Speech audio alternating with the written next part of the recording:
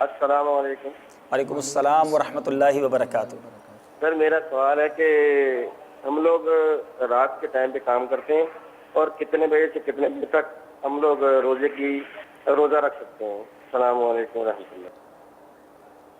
ٹھیک ہے، السلام علیکم ورحمۃ اللہ۔ وعلیکم السلام ورحمۃ اللہ وبرکاتہ۔ میں عثمان اطاری عرض کر رہا ہوں مرکز لاہور سے۔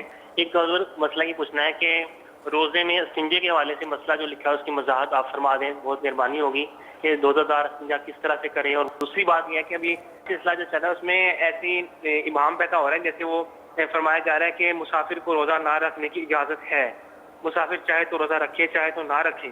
تو اس کی وضاحت نہیں ہو رہی کہ وہ مسافر کو روزہ رمضان میں رکھنے کی اجازت جو نہ ہے وہ کس طرح سے ہے کہ اس کو بعد میں تو رکھنے ہیں نا، اس کی وضاحت نہیں ہو رہی جس سے امام پیدا ہو رہا ہے جیسے مسافر کو روزہ معاف۔ جزاک اللہ خیرہ۔ بہت شکریہ، انشاءاللہ ضرور وضاحت کریں گے۔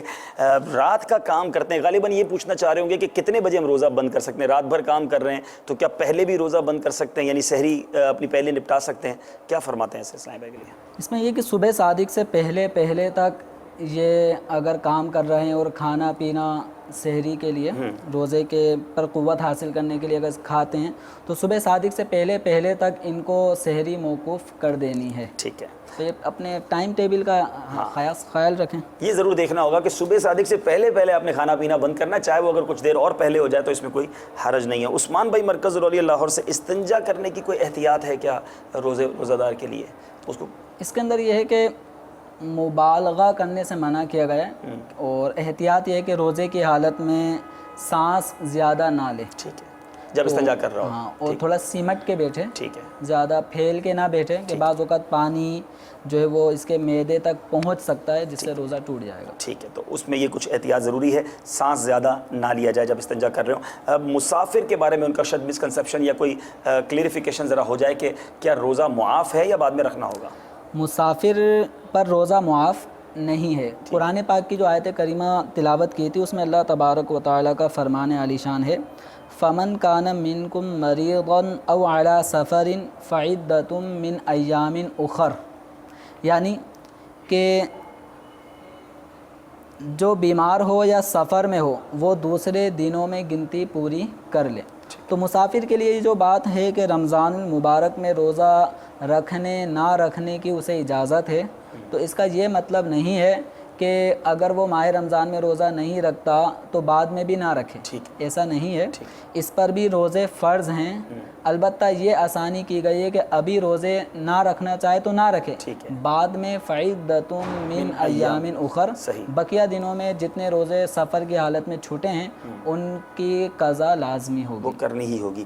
بالکل اسی طرح حضور اسلامی بہنوں کے مخصوص ایام ہوتے ہیں، تو اگر ایسے دن آ گئے تو ان دنوں میں تو ظاہر ہے وہ روزہ نہیں رکھیں گی، لیکن بعد میں وہ رکھنے ہوں گے؟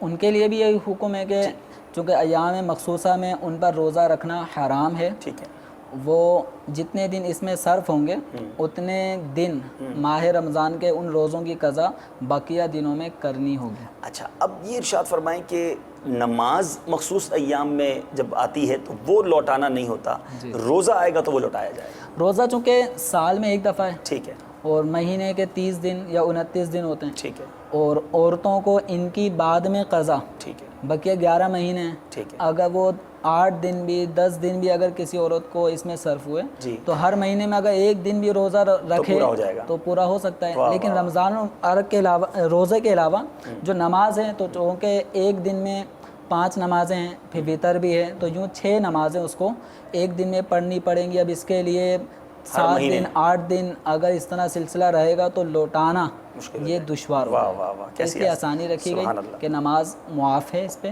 روزہ معاف نہیں ہے۔ اچھا حضور، اس میں ایک آخری ہمارے اس سلسلے کو ہم کنکلوڈ کرتے ہیں۔